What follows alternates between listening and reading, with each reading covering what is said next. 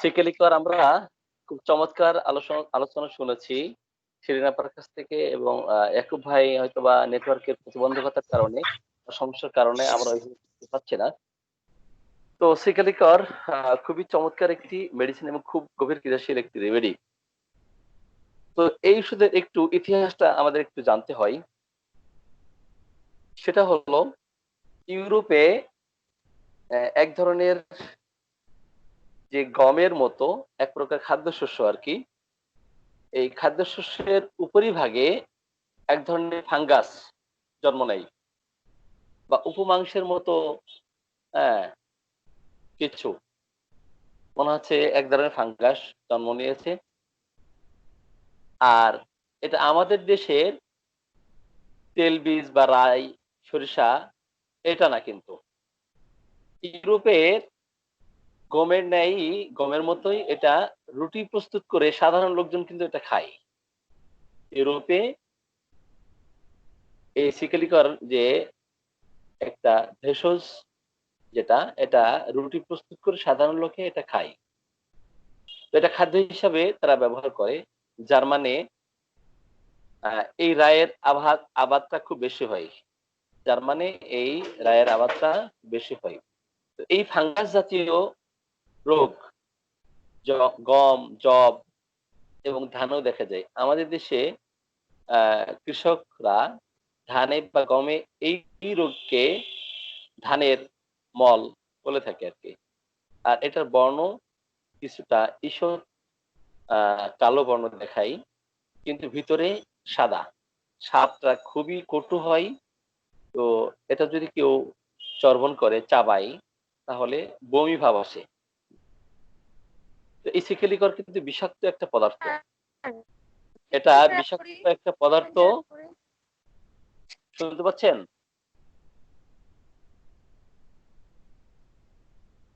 Hello, আমার কথা শুনতে পাচ্ছেন অয়েদ ভাই?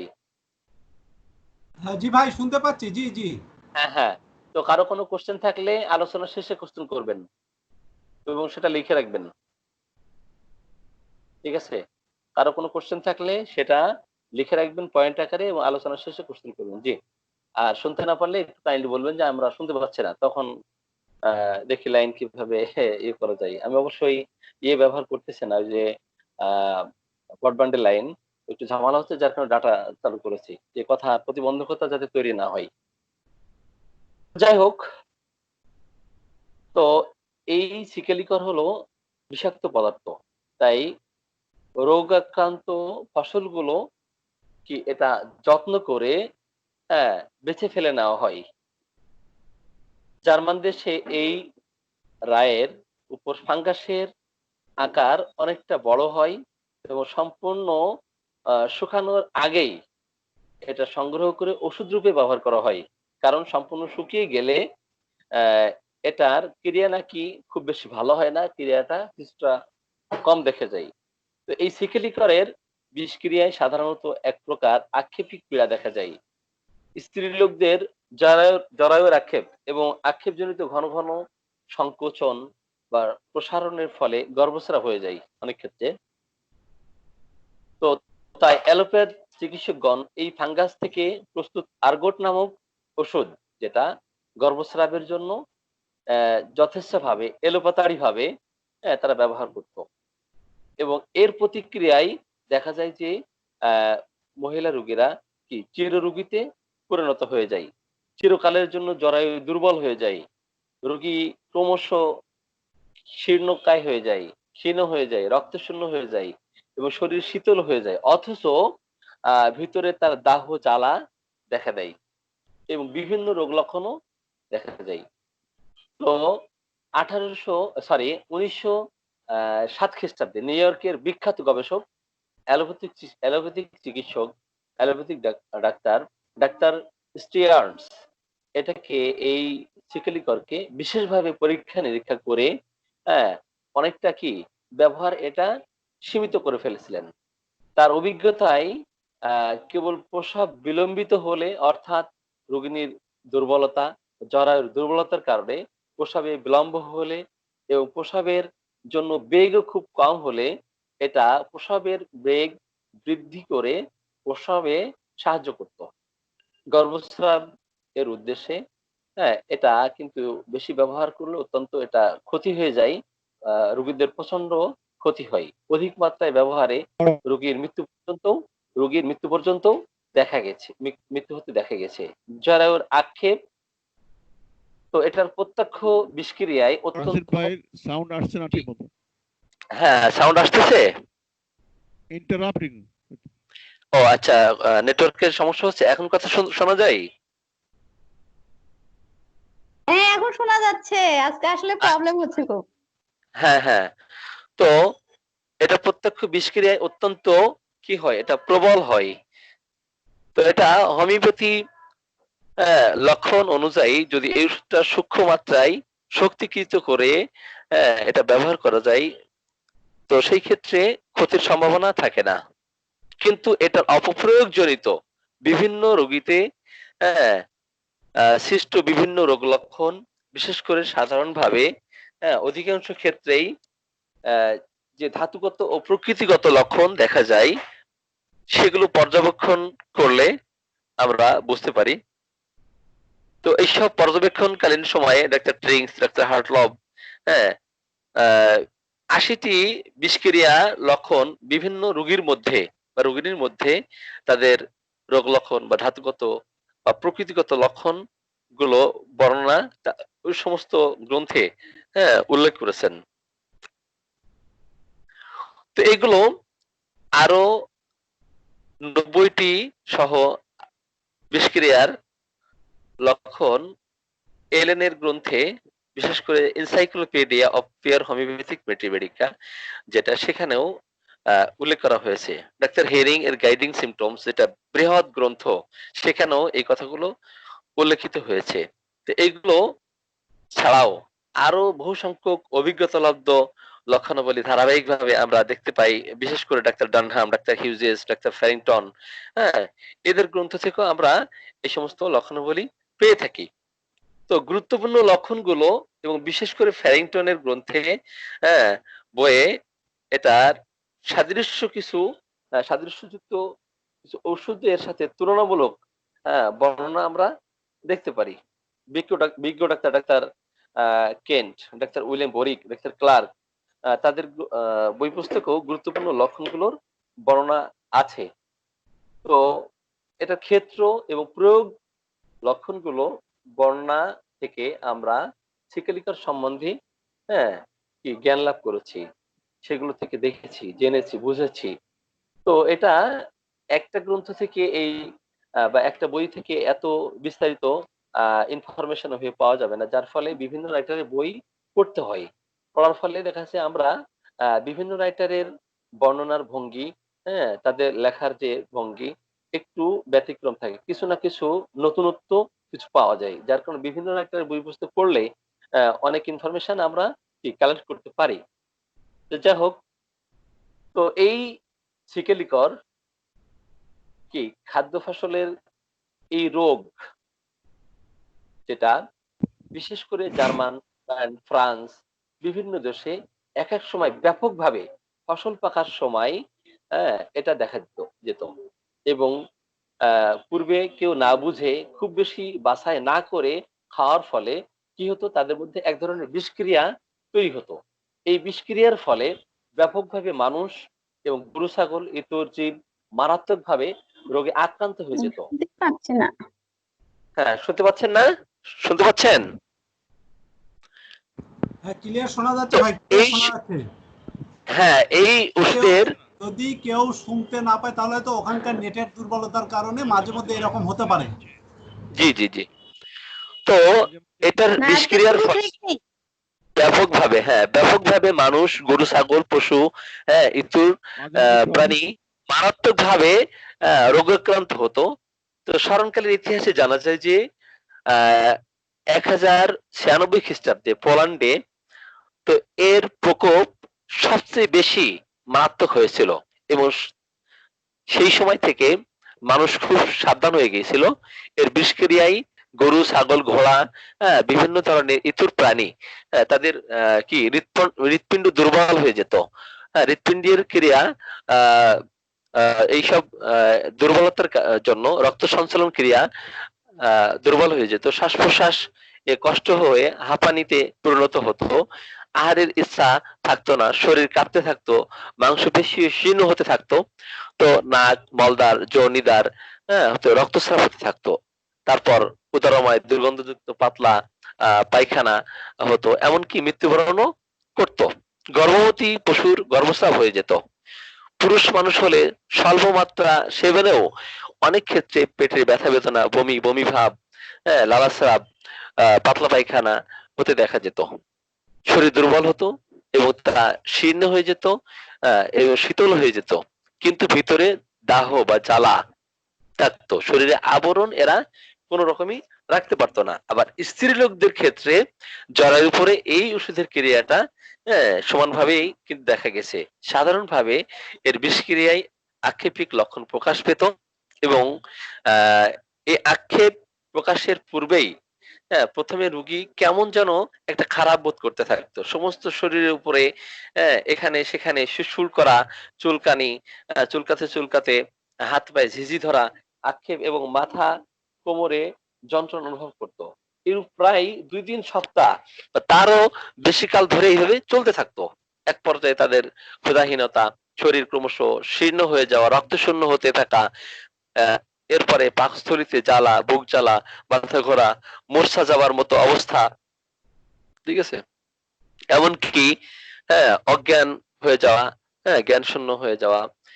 আবার কিছু সময় অন্তর অন্তর তার হাতে পায়ের সন্ধিস্থল গুলো সংকোচন বা স্থায়ীভাবে আড়ষ্ট হয়ে বেঁকে যেত, মেরুদণ্ড বা পিঠের পিছন পিছন দিক আড়ষ্ট হয়ে গিয়ে ধনুষ্টঙ্কারের মতো লক্ষণ প্রকাশ পেত, মুখের মাংসপেশিতেও খিঁচুনি শুরু হতো, কখনো কখনো ভয়ঙ্কর বিকার লক্ষণও দেখা যেত, সমস্ত শরীর শীতল অথচ ভিতরে অত্যন্ত জ্বালা অনুভব করত, শরীরে আবরণ রাখতে পারতো না।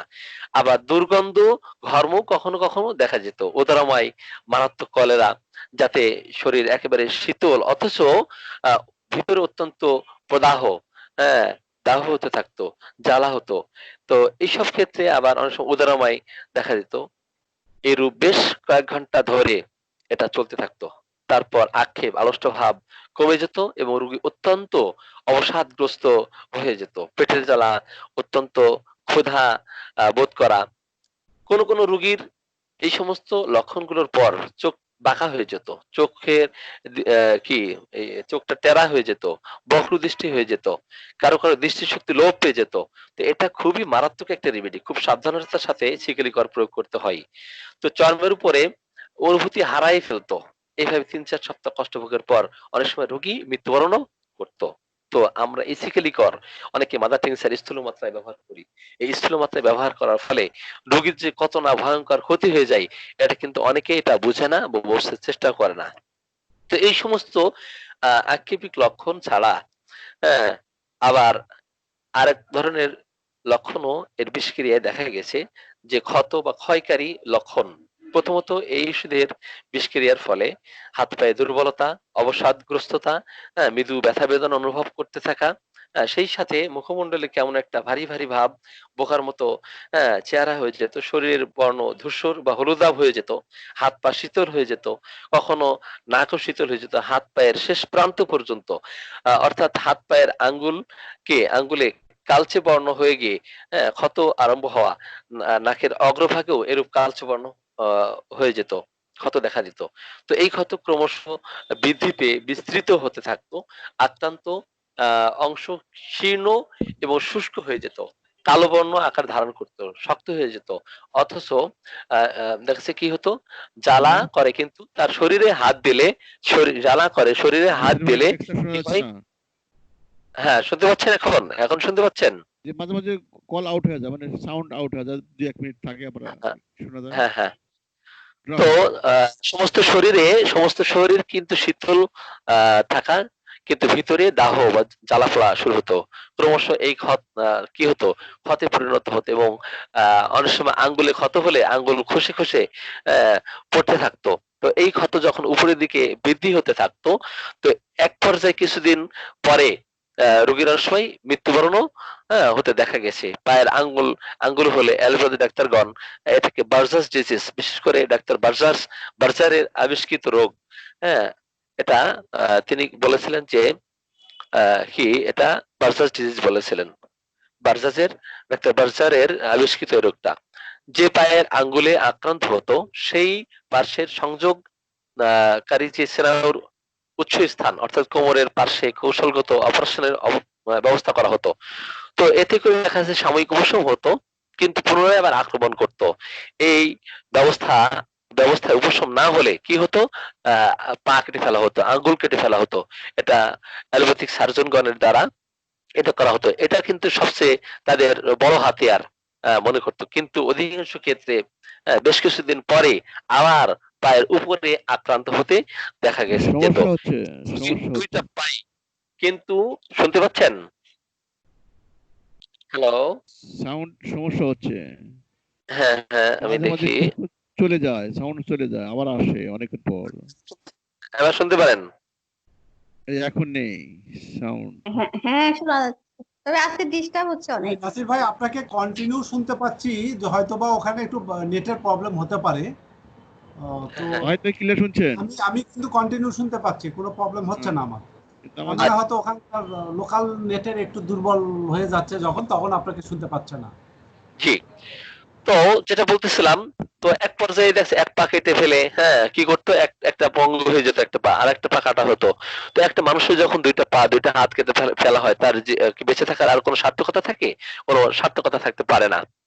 তো এইসব ক্ষেত্রে হোমিওপ্যাথিক প্রকৃত আরোগ্যকারী চিকিৎসা পদ্ধতি এবং যথাসাদৃশ লক্ষণ যুক্ত ওষুধ প্রয়োগেই এই মারাত্মক সার্জিক্যাল রোগ এবং অন্যান্য বিভিন্ন ধরনের সার্জিক্যাল পীড়া থেকে, বিশেষ করে অস্থিক্ষত, পিত্তপাথড়ী, পিত্তনালীর অবরোধ, আপনার মূত্রপাথড়ী, kidney infection, appendicitis, duodenal ulcer, পাকস্থলীর ক্ষত, তো এগুলো কিন্তু নিরাপদেই কিন্তু এবং নিরুপদ্রবে আমাদের হোমিওপ্যাথিক ওষুধের লক্ষণ ভিত্তিক তাদের এটাকে আরোগ্য করতে পারে। তো এইসব ক্ষত হাতের আঙ্গুলে হলে হ্যাঁ তো এটা কি তারা প্রাথমিক চিকিৎসা দিত। এক পর্যায়ে না হলে আঙুল কেটে ফেলা হতো, এরপরে হাতের কবজি কেটে ফেলা হতো, হাতের কি আপনার কনুই পর্যন্ত কাটা হতো। হ্যাঁ, হাতটাই পুরো কেটে বাদ দিতে হয়। এখনো দেখেন গ্যাংগ্রিন হলে কি তাদের হাতগুলোকে কেটে ফেলা হয়। তো এইসব কিন্তু হোমিওতে খুব চমৎকার চিকিৎসা আছে। আমি একটি রোগীর বাস্তব চিত্র তুলে ধরতে চাই, ক্লিনিক্যাল এক্সপিরিয়েন্স থেকে সেটা বলতে চাই। তো আমার কাছে আজ থেকে কত বছর, প্রায় 2006 সাল সম্ভবত তখন। তো এক ভিক্ষুক, উনি ভিক্ষা নিতে এসেছেন। তো উনি সনাতন ধর্ম ত্যাগ করে মুসলিম ধর্ম গ্রহণ করেছেন। তো ওনার বয়স প্রায় 75 বছর বয়স। তো ওনার পায়ের আঙ্গুলে গ্যাংগ্রিন, হাতের আঙ্গুলে গ্যাংগ্রিন। তো এই হাত পায়ের আঙুলে গ্যাংগ্রিন, হাত কেটে ফেলতে বলা হয়েছে এবং পা কেটে ফেলতে বলা হয়েছে। তো উনি সাহায্যের জন্য আমার কাছে এসেছেন। তো একটা পর্যায়ে আমি তাকে সাহায্য দিয়েছি। আমি বলেছি ঠিক আছে, এটা পা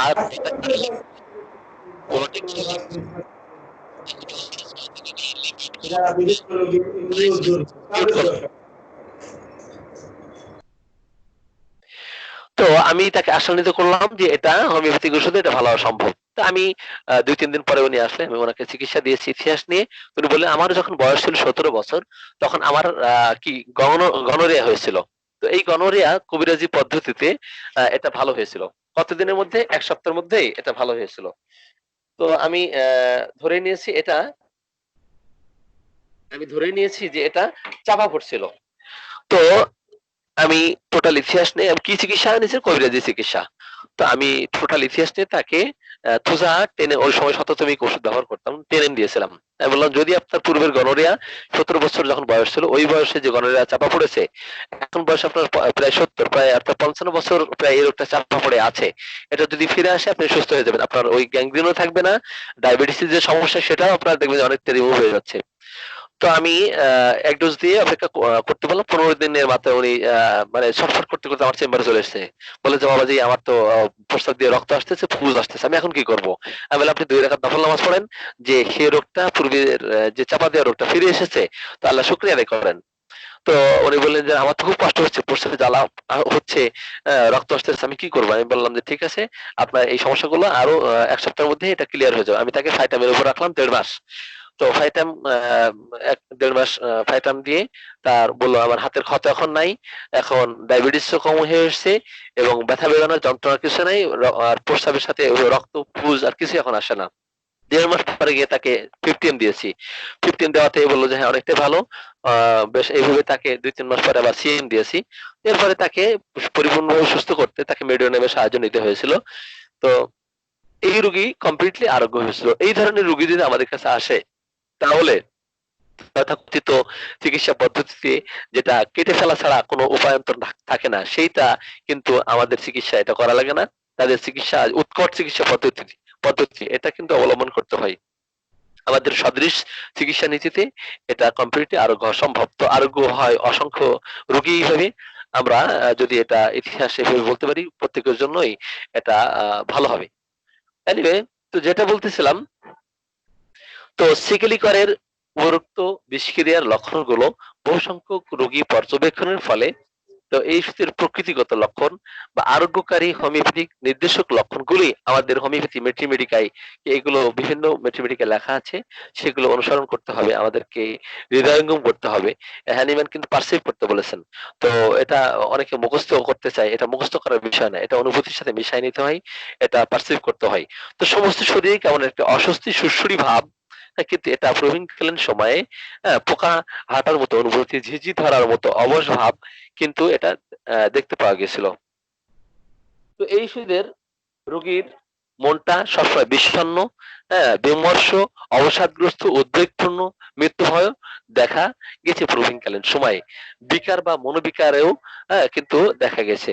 মৃদু মাথা ধরা, মাথা ঘোরা, তো আপনার মস্তিষ্কের অবসাদ জড়িত মূর্ছিত হয়ে যাওয়ার মতো অবস্থা, চোখের যে মনি সেটা প্রসারিত হয়ে যাওয়া, আবার কি দৃষ্টিশক্তি লোপ পাওয়া, অথবা ডাবল ভিজন দেখা যাওয়া, চক্ষু টেরা হয়ে যাওয়া, বিকৃত বা বক্র তার সৃষ্টি হওয়া, কানের মধ্যে ভো ভো শো শো শব্দ হওয়া, শ্রবণ শক্তি কম হয়ে যাওয়া, মুখমণ্ডল মলিন হয়ে যাওয়া, চোখ মুখ বসে যাওয়া, মনে হচ্ছে যে কতকালে রোগ কাটে। আর সিকেলিকুরির যে গঠন একবারে হালকা পাতলা লম্বা, ছিপছিপে অনেক লম্বা হয় এরা, ঠিক আছে।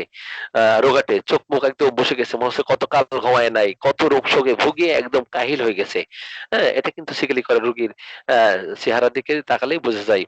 তো বিষাদের ছাপ তার মুখে কি ফুটে ওঠে, তার চেহারায় ফুটে ওঠে। তো মুখের মাংসপেশির আক্ষেপ খিঁচুনি, কথা অত্যন্ত ধীরে ধীরে বলে, যেভাবে মনে হচ্ছে আড়ষ্ট হয়ে যায়। কথা বলায় তাদের প্রতিবন্ধকতা সৃষ্টি হয়। নাক থেকে রক্তস্রাব, রক্তের বর্ণটা কালচে হয়।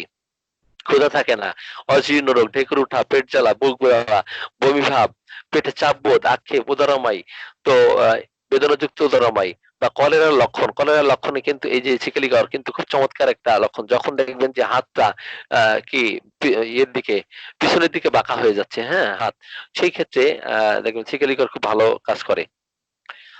তো এই সমস্ত লক্ষণ যদি থাকে অবশ্যই আমরা সিকেলিকরকে একবার চিন্তা করতে পারি। আবার প্রস্রাব কম হয়ে যায়, অনেক সময় প্রস্রাব বন্ধ হয়ে যায়, স্ত্রীলোকদের অতিরিক্ত ঋতুস্রাব, তো রক্ত তরল কিন্তু বর্ণ গাঢ় এবং কালচে, যোনি দ্বারে আপনার জনিদার সুরসুর করা, প্রসব বেদনার ন্যায় অনেক সময় বেদনা বোধ হওয়া, হাতে পায়ে দুর্বলতা, ঝিঝি ধরা, আড়ষ্ট হয়ে যাওয়া, আহ, হাত পায়ে খিল ধরতে থাকা, আক্ষেপ হওয়া, হাত পায়ের আঙ্গুলে মারাত্মক ধ্বংসাত্মক ক্ষত, বিশেষ করে পায়ের আঙ্গুলে ক্ষত, বর্ণ এটা কালো বর্ণ হয়ে যায়, শুষ্ক ক্ষত হয়, শরীর দেখা যাচ্ছে এরপরে আস্তে আস্তে শীর্ণ হয়ে যায়। এবং ওখান থেকে সেই ক্ষতটা কি খসে পড়তে ওই আঙ্গুল হোক পায়ে হোক ওটা খসে পড়তে থাকে। হাত পায়ে দেখলে শীত, মানে দেখলে হাত দিলে মনে হবে শীতল, কিন্তু ভিতরে অত্যন্ত জ্বালা। এটা কিন্তু বিরাট একটা লক্ষণ সিকেলিকরের। তো সেখানে ক্ষত, পচা ক্ষত তে পরিণত হয়। তো সমস্ত শরীরই আস্তে আস্তে কি শীর্ণ হতে থাকে। আক্ষেপিক লক্ষণ, ধনুষ্টঙ্কার মৃগের মতো অবস্থা, এই সমস্ত লক্ষণ এগুলো কিন্তু সর্বাপেক্ষা মূল্যবান এবং গুরুত্বপূর্ণ নির্দেশক লক্ষণ। শরীরে যে কোনো স্থানেই উত্তাপ প্রয়োগে রোগ লক্ষণ বা যন্ত্রণা বৃদ্ধি হতে থাকে। এরা কিন্তু সবসময় ঠান্ডা পছন্দ করে, যদিও বাহিরের অংশটা শীতল, হাত দিলে মনে হবে বরফের মতো ঠান্ডা, কিন্তু সে ঠান্ডা স্থানে যেতে চাই, গোসল করতে চাই, আপনার ঠান্ডা শীত প্রয়োগ করতে চাই। তো এটা কিন্তু বিরাট একটা লক্ষণ সিকেলিকরের। তো শরীর শীতল হলেও জ্বালা এত বেশি থাকে, এত বেশি প্রবল থাকে যে আবরণ কিন্তু একদম সে রাখতে পারে না। বাহ্যিক তাপ একেবারে সে সহ্য করতে পারে না। রোগী সবসময় ঠান্ডা চাই, খোলা বাতাসে থাকতে চাই, পাখার বাতাস চাই। ক্ষত বা বেদনাযুক্ত স্থানে শীতল প্রয়োগ করলে, একটু আইস দিলে, ঠান্ডা পানি দিলে সে কমফোর্ট ফিল করতে থাকে। প্রসব বেদনার সময় পেটে যদি শীতল পানির পটি দেওয়া হয়, হ্যাঁ, রোগী একটু সুস্থতা বোধ করতে থাকে। এইগুলো এই ওষুধের প্রকৃতিগত এবং নির্দেশক লক্ষণ, এটা আমাদেরকে খেয়াল রাখতে হবে। এই প্রকৃতিগত লক্ষণযুক্ত বিষক্রিয়া জনিত আপনার বিষক্রিয়া জনিত কারণে যদি রোগসমূহ বা লক্ষণসমূহ প্রতি লক্ষ্য রেখে আমরা হোমিওপ্যাথিক ওষুধ প্রয়োগ করি, তো এটা আমাদের কি দিশারি হবে বাস্তব ক্ষেত্রে। তো এই সমস্ত লক্ষণ যদি আমরা পাই, এগুলো নির্দেশক লক্ষণ যদি পাই, অবশ্যই শিকলিকর তাদের এই সমস্ত লক্ষণ দূরীভূত করবে। তো স্ত্রীলোকদের গর্ভস্রাবের পরবর্তী পর্যায়ে প্রসাবের পর, অর্থাৎ জরায়ু আর যে কোনো পীড়া জনিত কারণে জরায়ু হতে তরল অথচ গাঢ় বা কালচে রক্তবর্ণ রক্তস্রাব হতে থাকা, সেই সঙ্গে সাধারণভাবে রোগিনী দুর্বল, শীর্ণকায়, ক্ষীণ দেহ হয়ে যায়, শরীরের ভিতর অত্যন্ত দাহ জ্বালা পোড়া হতে থাকে বা অনুভব করে, চর্মের নিচে মনে হচ্ছে পোকা চলার মতো সুর করতেছে অনুভব করে, এই ধরনের অস্বস্তি বোধ করতে থাকে, শরীরে আবরণ রাখতে পারে না, অথচ গায়ে হাত দিয়ে দেখলেই শীতল বোধ মনে হয়, এটাই একমাত্র তার ওষুধ। গর্ভস্রাবের উপক্রমে ওইরূপ রক্তস্রাব লক্ষণ যদি থাকে, তাহলে এটা গর্ভস্রাব নিবারণ করতে পারে। ঋতুর যে বিশৃঙ্খলা, অতিরিক্ত ঋতুস্রাব, দীর্ঘদিন ধরে স্রাব চলতে থাকা, কিংবা অনিয়মিত ঋতুস্রাব পড়ে আঘাত পেয়ে বারবার কি হয়, তো এই ধরনের স্রাব যদি হয়, প্রসবের পর ফুল পড়তে বিলম্ব হয়, ফুল যদি আটকে যায়, ওইরূপ রক্তস্রাব বা লক্ষণ দেখা দিলেই হ্যাঁ এই ওষুধে আর গোলাপ করে, এই সিক্রি করে আর গোলাপ করে। প্রসবের পর ভেদাল ব্যথা যেটাই বলেন না কেন, দীর্ঘস্থায়ী এই লক্ষণে কি আমাদের সিকেলিকর খুবই ইফেক্টিভ একটি রেমেডি। প্রসবের পর ওই সমস্ত লক্ষণ কি সুতিকা জড়ার, যদি দেখেন যে কোনো সন্তান মরে গেছে, হ্যাঁ, পেটের মধ্যে মরে গিয়ে, তো কি হচ্ছে না, পেইন হচ্ছে না, তো অনেক সময় দেখা যাচ্ছে এই মেডিসিন দিলে এই মরা সন্তান ভিতর থেকে কি হয়ে যায়, বের করার ক্ষমতা সিকারি করে আছে, যদি পূর্বের যে লক্ষণ লক্ষণগুলো বলেছি ওগুলো যদি থাকে, মিল থাকে। অনেক সময় দেখবেন যে সন্তান মরে যাওয়ার পরে তাদের মধ্যে কি সেপটিক জ্বর, সূতিকা জ্বর আরম্ভ হয়। তো এইসব ক্ষেত্রে সিকেলিকর, অ্যাপিসমেল খুব চমৎকার মেডিসিন। তো প্রসাবান্তিক কালচে রক্ত মিশ্রিত স্রাব বা দুর্গন্ধ দূষিত স্রাব, হ্যাঁ, এরূপ সতিকা জ্বর যদি দেখা যায়, তাহলে এই সিকেলিকর চমৎকার কাজ করে। ধারাবাহিক ভাবে যদি আমরা এই লক্ষণগুলো যদি রোগীর কাছ থেকে পেয়ে থাকি, এটাই তাদের জন্য মহৌষধ হবে। অবশ্য জরায়ুর ক্যান্সারের ক্ষেত্রেও কিন্তু এই সিকেলিকর খুব চমৎকার একটি রেমেডি। জরায়ুর ক্যান্সারের ক্ষেত্রেও কিন্তু সিকেলিকর চমৎকার একটা রেমেডি। তো এই সমস্ত প্রায় এই রোগীদেরকে সুস্থ করে এবং রক্তস্রাব এটা কি বন্ধ করে দেয়, নিবারণ করে দেয়। তো স্ত্রীলোকদের বিলম্বিত প্রসব কষ্টে, শরীর যন্ত্রে বিশেষ করে কোনো বিকলতা সৃষ্টি হলে, বৈকল্য দেখা দিলে, হ্যাঁ, তো সেই ক্ষেত্রে কাজ করে। সাধারণত দুর্বলতা জড়িত কারণেই প্রসবের সময় ঠিক হওয়া বা মৃদু প্রসব বেদনা সত্ত্বেও বেদনার জোর না থাকায় প্রসবে বিলম্ব হওয়া, রোগী নিজেকে অত্যন্ত দুর্বল বোধ করতেছে, দুর্বল হয়েছে, প্রসবের ব্যথায় সে কাতর হয়ে যাচ্ছে, ভিতরে অত্যন্ত দাহ জ্বালা পোড়া, শরীরে আবরণ রাখতে না পারা, গরম ঘরে অস্বস্তি বোধ করতে থাকা, অথচ শরীর শীতল, এই সমস্ত প্রকৃতিগত লক্ষণ যদি বর্তমান থাকে, তো জরায়ু মুখ খুলতে যদি বিলম্ব হয়, এই ওষুধ প্রয়োগ করলেই প্রসব ক্রিয়া খুব দ্রুত সম্পন্ন হবে। এবং এইরূপ বিলম্বিত প্রসবে অনেক সময় দেখা যাচ্ছে পূর্বোক্ত পাতলা অথচ কালচে বর্ণের যে রক্তস্রাব দীর্ঘ সময় ধরে চলতেছিল, অতিরিক্ত স্রাবের ফলে অনেক সময় কিন্তু মৃত্যুবরণও করে ফেলে, মৃত্যুবরণ হতে দেখা যায়। তো এই ওষুধ প্রয়োগ করলে হয়তো তাদের জীবন রক্ষা পায়। তো এই সকল ক্ষেত্রে এটা অমৃতের মতো ক্রিয়া করে, তাদের জীবনী শক্তি ফিরিয়ে দেয় এবং নতুন জীবন তারা পেয়ে থাকে। তো প্রসবের অন্যান্য যে কষ্ট, ব্যথা বেদনা, সেটা পালসেটিলা আর অন্যান্য মেডিসিন আছে, সিমিসিফিকা, যখন যে লক্ষণ পাবো সেই লক্ষণগুলো অনুযায়ী আমরা মেডিসিন প্রয়োগ করব। তো এই ওষুধের দেখবেন যে মানসিক লক্ষণ কেমন, মানসিক লক্ষণটা এমন যে শরীরের চেহারা যেমন দুর্বল, মানসিক দুর্বলতাও খুব বেশি থাকে। ঠিক আছে, মন দুর্বল, চিন্তা শক্তিও এদের কম। হ্যাঁ, রোগ ভোগকালে মানসিক উদ্বেগ উৎকণ্ঠা দেখা যায়। রোগের জন্য কাতর শব্দ উ এই ধরনের শব্দ করতে থাকে। মৃত্যু ভয়ও দেখা যায়। আবার মন বিমর্ষ হয়, চেহারায় বিষাদের ছাপ। হ্যাঁ, চোখ যেন বন্ধ হয়ে আসতেছে, মুদ্রিত হয়ে আসতেছে, অবসাদগ্রস্ত, তন্দ্রাচ্ছন্ন ভাব দেখা যায়। সুতিকা জ্বর, যে কোনো রোগ ভোগের বিকার অবস্থা যদি চলে আসে সেক্ষেত্রে শিকালিকর চমৎকার কার্যকরী। সাধারণত মৃদু বিকার, তবে আক্ষেপিক লক্ষণ সহ কিছুটা উগ্র বিকার বা সামনের লোককে নিজের হাত কামড়ানো, হ্যাঁ, সামনের লোককে যাকে পায় তাকে কামড়ায়, নিজের হাত কামড়ায়, হ্যাঁ, এই সমস্ত লক্ষণও কিন্তু পাওয়া যায়। কখনো কখনো অস্বাভাবিক হাসি, অস্বাভাবিক বেশি বেশি কথাবার্তা বলা, পরিবর্তনশীল বিকার লক্ষণও কিন্তু এই সিকলিকারের মধ্যে পাওয়া যায়। তবে এই ওষুধের প্রকৃতিগত লক্ষণ বিশেষ করে শরীরে এর আবরণ রাখতে পারেন না, গরম ঘর উত্তাপ একেবারে সহ্য করতে পারে না, অথচ শরীর শীতল। এই লক্ষণগুলো যদি বর্তমান থাকে তাহলে দুর্বলতা সহ, হ্যাঁ, আপনার অস্থিরতা দেখা যায়, অজ্ঞান আচ্ছন্ন অবস্থা, গভীর তন্দ্রাচ্ছন্ন অবস্থায় পড়ে থাকা, পক্ষাঘাতগ্রস্ত মানসিক অবস্থাও কিন্তু, হ্যাঁ, এই ওষুধের মধ্যে পাওয়া যায়। এই সমস্ত লক্ষণ থাকলে অবশ্যই আমরা এই সিকেলিকারকে আমরা চিন্তা করতে পারি। তো এই ওষুধের রোগীর মধ্যে যদি কলেরা দেখা দেয়, প্রচুর পরিমাণে তরল দুর্গন্ধযুক্ত কি ভেদ বমি, পেটে ব্যথা বেদনা, জ্বালা সহ বেদনা শূন্য ভেদ। তো এটার প্রকৃতিগত লক্ষণ ভিতরে জ্বালা, গায়ে আবরণ রাখতে পারে না, অথচ সে ঠান্ডা, অত্যন্ত দুর্বলতা, অস্থিরতা। এই সমস্ত লক্ষণে প্রায় সিকেলিকর এই কলেরার জন্য শ্রেষ্ঠ ওষুধ। ঠিক আছে। অনেক সময় নাক থেকে রক্তস্রাব হচ্ছে, তো পূর্বেই বলেছি জরায়ু থেকে রক্তস্রাবের মতোই তরল অথচ কালচে বর্ণের রক্ত, কখনো অতিরিক্ত রক্তস্রাব হলেও ফিনকি দিয়ে রক্ত কিন্তু এই সিকলি করে পড়ে না, ফিনকি দিয়ে রক্ত পড়ে না, সিকলি করে গড়ায় পড়ে। রোগী দুর্বল অথচ শরীর ঠান্ডা, হ্যাঁ, আবার কিন্তু সে ঠান্ডায় উপসম্বোধ করতে থাকে। আবার বাহিরের উত্তাপ সে সহ্য করতে পারে না। এই সমস্ত প্রকৃতিগত লক্ষণ থাকলেও নাসিকা রক্তস্রাবে চমৎকার কার্যকরী। তো এগুলোর ধাতুগত লক্ষণ সাধারণত শীর্ণকায়ী পুরুষ বা স্ত্রী লোক, বিশেষ করে স্ত্রী রোগীদের মধ্যেই যাদের চেহারা শীর্ণ এবং বয়সের তুলনায় বেশি মনে হয়, হ্যাঁ, বৃদ্ধ বয়সে যে সমস্ত পুরুষ বা স্ত্রী লোকের শরীর, হ্যাঁ, অপেক্ষাকৃত কি শীর্ণ হয়, জীর্ণ হয়, চর্ম শুষ্ক থাকে, কুঞ্চিত হয়ে যায়, জড়সড় হয়ে যায়, জড় জড় ভাব মনে হয়, তারাই একমাত্র এই সিকলিগড়ের উপযুক্ত ক্ষেত্র।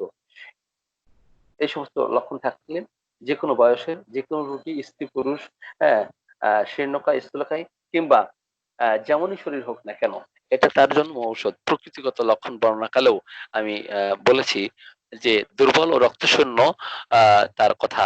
রক্তশূন্যতার জন্য চেহারা ফ্যাকাশে বা মলিন হয়ে যাওয়া, নীলাভ হয়ে যাওয়া, হলুদাভ অবস্থা তৈরি হওয়া, মুখমণ্ডলে যেন বিশেষ লাবণ্য থাকে না, হ্যাঁ, তো এটা তাদের ক্ষেত্রে খুব চমৎকার ইফেক্টিভ রেমেডি। তো আমরা তো আজকে অর্গাননের আলোচনা অবশ্যই করতে চেয়েছিলাম। এখন কত বাজে? 12টা তো অলরেডি বেজে গেছে। তো আব্দুল ওয়াহিদ ভাই আছেন। আমরা তো শিকালিকর সম্বন্ধে অনেক আলোচনা আমি করলাম। জি ভাই, জি জি, সুন্দর আলোচনা হয়েছে। তো আপনি অর্গানন আলোচনা করতে চাইলে করেন। আর আগামী মঙ্গলবারে হ্যাঁ, কি মেডিসিন আলোচনা রাখবো? আমরা আগামীকাল তো কাল সোমবার না, কালকে তো আমাদের মনে হয় কল্যাণ সোসাইটির এটা আলোচনা করব। জি জি। হ্যাঁ, কাল সোমবারে আমরা মার্কসল এবং অর্গাননের 7 নম্বর সূত্র মনে হয় আলোচনা করব। আচ্ছা, তো পরের দিন মঙ্গলবারে কি আলোচনা করা হবে? হ্যামামেলিস আলোচনা করা যেতে পারে, যেহেতু রক্তস্রাবের মেডিসিন সিকেলিকর, হ্যামামেলিস, হ্যাঁ, এগুলো ভালো জি, মেডিসিন। আচ্ছা ঠিক আছে, তাহলে ইয়াকুব ভাই হ্যামামেলিস আলোচনা করি মঙ্গলবারে। জি করতে পারেন। আমার একটা আছে, প্রশ্ন আছে নাসির ভাইয়ের কাছে।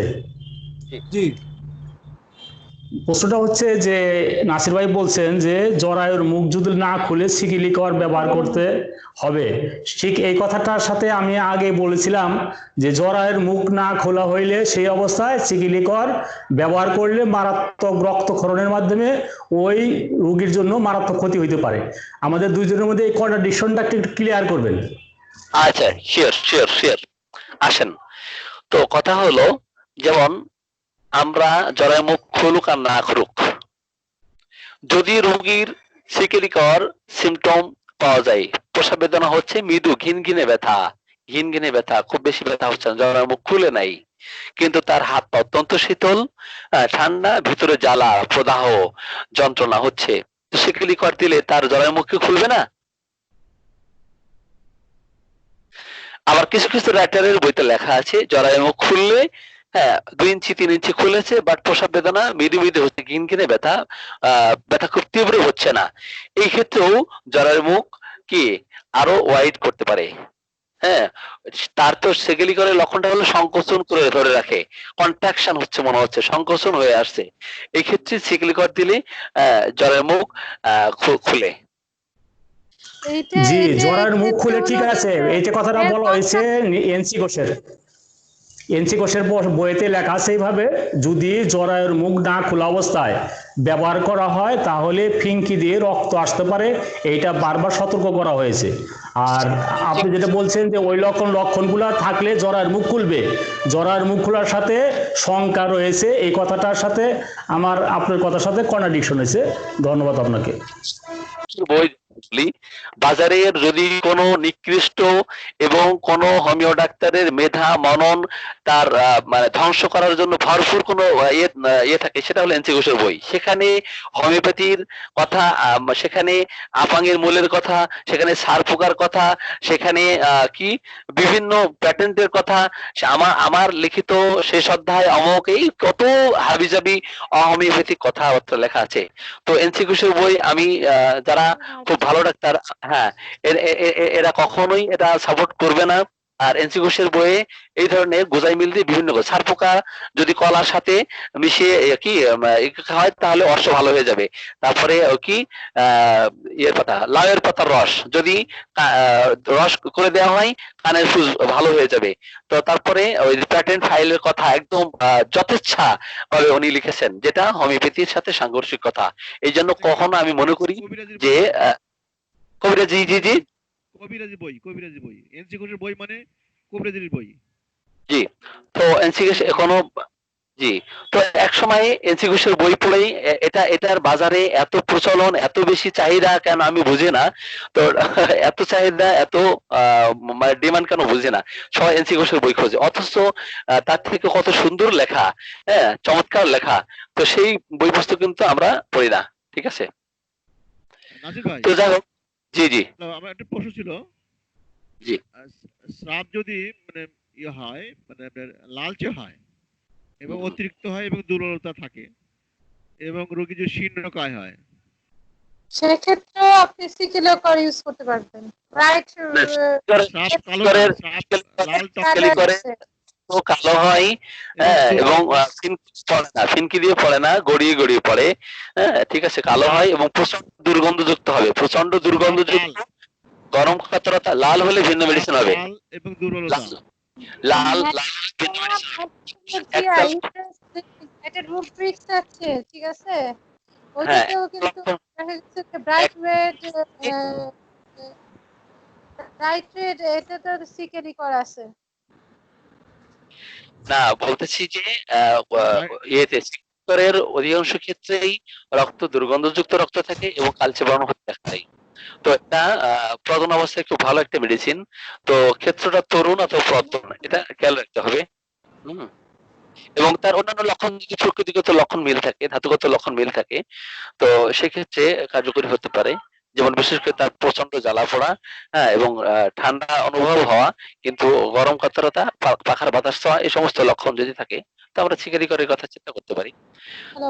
তো হ্যাঁ, এটা এটা এটা কিন্তু প্রস্রাবে যদি কষ্ট হয় এবং বিলম্বিত প্রস্রাব বেদনায়, বেদনা ক্ষীণ, জরায়ু মুখ খোলে না, বুঝছেন, জরায়ুর মুখ খোলে না, রোগী অত্যন্ত দুর্বল হয়ে পড়ে, অত্যন্ত জ্বালা, অন্তর্দাহ, শরীর শীতল অথচ আবরণ রাখতে পারে না, এই লক্ষণে এটা মানে প্রয়োগ করলেই নিরাপদে প্রস্রাব হয়ে যাবে। কিন্তু লক্ষ্য রাখতে হয় যে যদি ভ্রূণের আকার, এ ভাই যে কথাটা বলেছেন একুব ভাই, ভ্রূণের আকার, মাথাটা অস্বাভাবিক বড় হয় বা অস্থির আকার বিকৃত হয়, যেমন পেলভিসের আকার যদি ছোট হয় আর মাথা যদি বড় হয়, সেই ক্ষেত্রে এই মেডিসিন দিলে ক্ষতি হওয়ার সম্ভাবনা থাকবে, এটা আমাদেরকে খেয়াল রাখতে হবে। নাসিরউদ্দিন ভাই, খেয়াল রাখতে হবে, জি। আমি একটা সবার উদ্দেশ্যে একটা বিষয় মানে একটা ইনফরমেশন তুলে ধরি, সেটা হলো এনসি ঘোষের বইটা প্রথম সংস্করণ পাবলিশড হয় 1/3/1922 সালে, আর অষ্টম সংস্করণের করণটা পাবলিশড হয় 30/12/1934 সালে। জি তো এখন ঘটনা হলো যে এনসি ঘোষের বইটা লেখা আজকে থেকে ধরেন যে প্রায় কত 100 বছর আগে। তো প্রায় 100 বছর আগের বই এটা, বা তারও বেশি, না 100 বছরই হবে। তো এই সময়ে ওই সমসাময়িক সময়ে কিন্তু এই রকমের তেমন কোনো লেখা ছিল না, বাংলা বই কিন্তু লেখা ছিল না। তো কাজেই তখনকার বই হিসেবে, তখনকার সিচুয়েশন হিসেবে এই বইটা তখন খুব জনপ্রিয়তা ছিল, ফেমাস ছিল। তো এখন আমাদের যেটা করতে হবে, এখান থেকেও পুরাতন বিষয় থেকেও কিছু কিছু